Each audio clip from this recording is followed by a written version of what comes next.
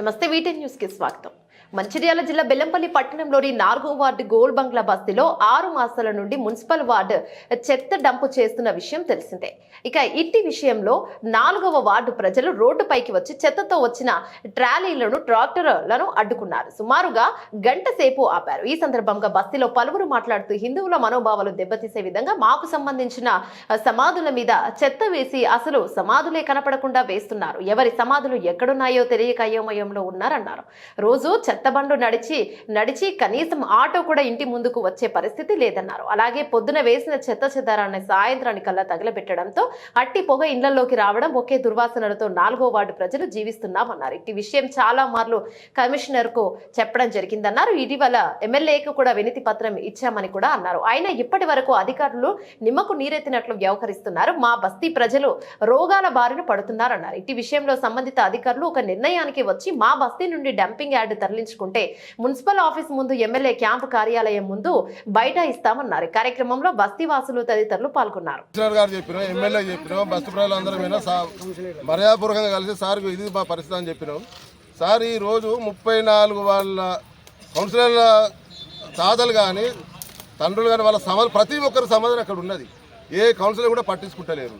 దీనివల్ల ఆ మంట పొగ చేయబట్టి చిన్నపిల్లలకు రోగాలు వస్తున్నాయి, పెద్దవాళ్ళు శ్వాసకోశ తీసుకుంటలేకపోతారు. ఆ దోమలు అయితే ఇళ్లకు విపరీతమైన దోమలు వస్తున్నాయి. మేము ఎన్నోసార్లు వినిపించుకుంటే పట్టించుకుంటలేదు సార్.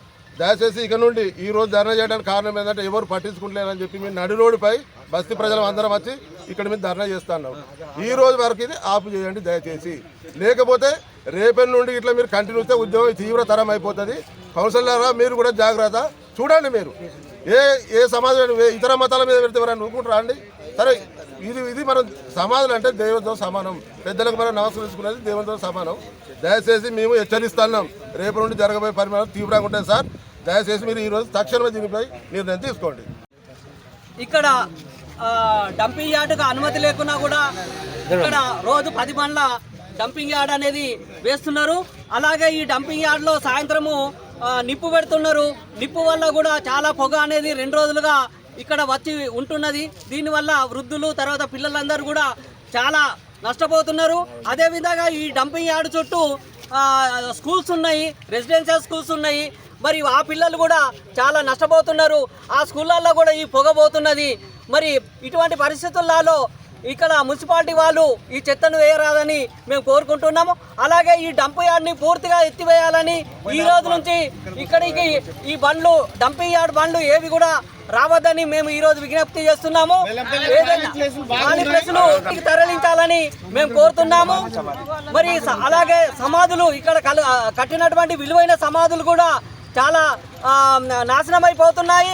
మరి సమాధులను రక్షించేందుకు కూడా మేము ముందుకొచ్చాము. మరి ఈ విధంగా సమాధుల మీద ఈ చెత్త డంపింగ్ వేయడం ఎంతవరకు సమంజసమో మున్సిపాలిటీ వాళ్ళు తెలుసుకోవాలి. ఇంతకుముందు కమిషనర్ గారు, ఎంఆర్ఓ గారు కూడా వచ్చి చూశారు, కానీ ఇంతవరకు కూడా చర్యలు తీసుకోలేదు. వెంటనే ఈ రోజే చర్యలు తీసుకోవాలని మేము కోరుతున్నాం.